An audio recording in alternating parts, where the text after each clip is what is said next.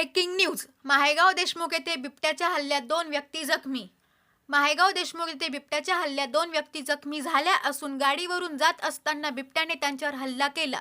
पांडुरंग भगवंता पानगव्हाणे वय 60 वर्षे राहणार माहेगाव देशमुख व सोमनाथ भानुदास दिघे वय 55 वर्ष राहणार माहेगाव देशमुख दोन्ही व्यक्तींना कोपरगाव ग्रामीण रुग्णालय येथे हलविण्यात आले। आमदार आशुतोष काळे यांनी तातडीने ग्रामीण रुग्णालय येथे जाऊन भेट घेत विचारपूस केली व लवकरात लवकर बिबट्या जेरबंद करा अशा सूचना वन विभागाला देण्यात आल्या व नागरिकांमध्ये भीतीचे वातावरण निर्माण झाले असून नागरिकांनीही त्यांची व्यथा मांडत बिबट्या जेरबंद करा अशी मागणी करण्यात आली आहे। याबाबतची अधिक माहिती डॉक्टर मोनिका पोद्दार यांनी दिली आहे। SG मराठी न्यूज चॅनेलसाठी संतोष जाधव, कोपरगाव। काळी वस्ती राहणार कोळपेवाडीहून येताना पाचचारीवर आहे ना दौलत राणे त्याच्या वस्तीवर बिबट्याने हल्ला केला माझ्यावर। किती रुग्ण दाखल झालेले?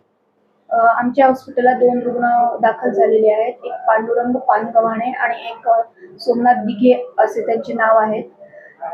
ते बिबट्याच्या हल्ल्यात जखमी झालेले आहेत।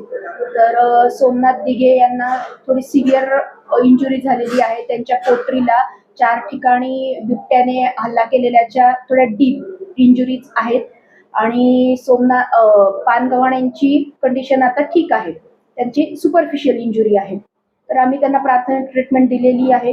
प्राथमिक ट्रीटमेंटमध्ये आमचं जसं वुंड साफ करणे असतं ते केलेलं आहे आणि अँटीरेबिस ट्रीटमेंट आम्ही दिलेली आहे। त्यांना प्राथमिक ट्रीटमेंट दिलेली आहे। आता दोघंही स्टेबल आहेत।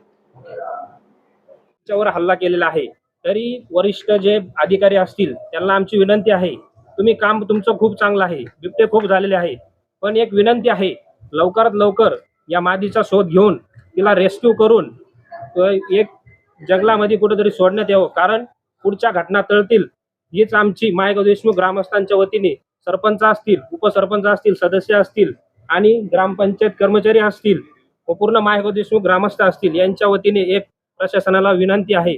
आपल्या तालुक्यातील लोकप्रिय आमदार आशुतोष दादा यांनी पण गेल्या 15 दिवसापासून हे मादी पकडण्यासाठी खूप प्रयत्न केलेले आहे। त्यांचे पण आपण सगळ्या माहेगाव आणि कोपरगाव तालुक्याच्या वतीने आभार मानू आणि असेच वन खात्याच्या वतीने काम चालू राहो हीच विनंती। जय हिंद, जय महाराष्ट्र।